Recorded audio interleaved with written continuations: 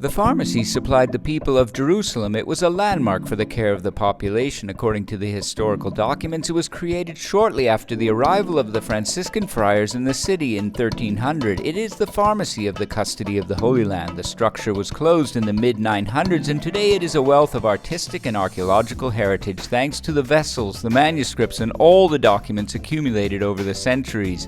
Hence, an exhibition was organized in the halls of the Curia of the Friars. The idea originated from an opportunity offered by the University of Turin and the Order of Pharmacists of Turin, who became involved in the Museum Terra Sancta project about a year ago and started a research, a review of archival documents and a study of these vessels. The outcome is the discovery of a wealth of books that tell the story of the pharmacy as well as its scientific approach. Among the valuables chosen, a herbarium with the pharmaceutical ingredients, a manuscript with written recipes of alchemical symbols, and a more generic volume showing the close connection between the work of the pharmacist and that of the doctor. Over 400 vases kept by the custody. Some of them were selected. Abbiamo voluto scegliere degli esempi delle diverse scuole. We wanted to choose models of the various schools, the different backgrounds and the different forms of these vessels. The pharmacy obviously needed vases to contain the different pharmaceutical formulas, liquids, solids, pills. The vessels represent all these different uses. Presentano questi diversi utilizzi.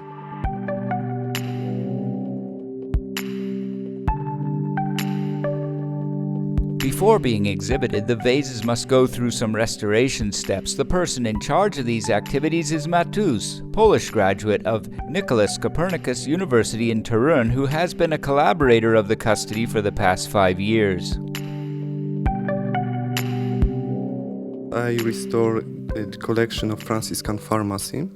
We have over 420 individual pieces. Almost all of them need some restoration. It's just a matter if less or more. In general, they have missing parts like rims, bottom parts, handles. I restore them using gypsum with addition of polyvinyl glue. Okay, so Then the next step is painting the restored part, and the final step is to protect the color using acrylic resin.